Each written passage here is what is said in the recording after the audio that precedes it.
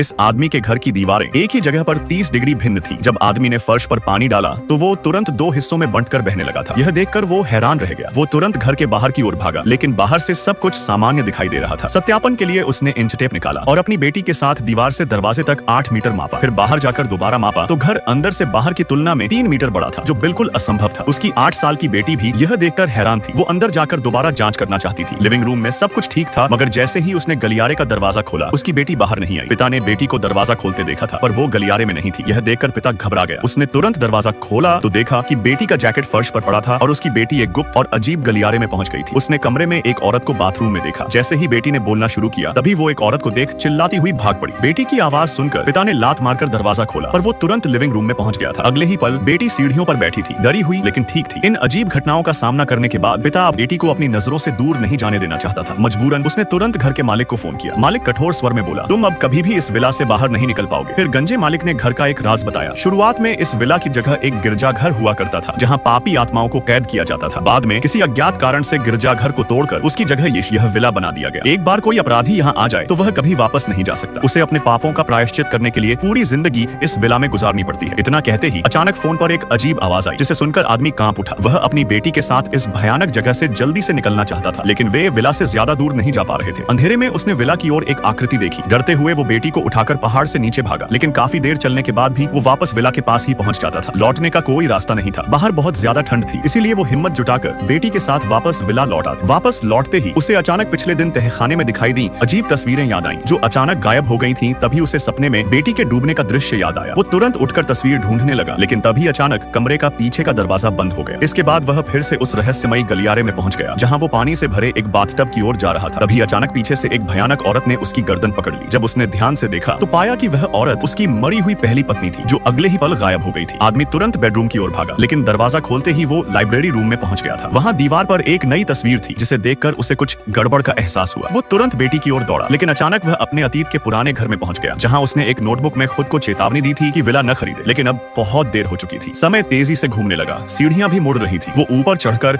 अपनी बेटी तक पहुंचना चाहता था, लेकिन सीढ़ियां लगातार लंबी होती जा रही थी। फिर भी बेटी की चिंता में वो आखिरकार ऊपर पहुंच गया और बेडरूम की ओर भागा, मगर उसकी बेटी वहां नहीं थी। उसने खिड़की से अपनी पत्नी को घर लौटते देखा। तभी एक चमक के साथ वो फिर से गलियारे में पहुंच गया, जहां उसने अपने ही बूढ़े रूप को देखा। उस बूढ़े रूप ने बताया कि यह जगह उसी के लिए बनी है। आदमी अब पूरी तरह टूट चुका था। उसने अतीत में लौटकर अपनी बेटी को गाड़ी में सुला दिया। जब उसकी दूसरी पत्नी घर लौट रही थी, उसने पत्नी को सारा सच बताया। दरअसल जब उसकी पहली पत्नी पानी में डूब रही थी, उसने जानबूझकर उसकी मदद नहीं की और उसे मरने के लिए छोड़ दिया था। इस पाप के कारण अब वो इस रहस्यमयी घर में कैद हो चुका है और कभी बाहर नहीं निकल पाएगा। अंत में विला फिर से बिकने के लिए तैयार हो गया। अब किसी दूसरे पापी इंसान के आने की बारी थी।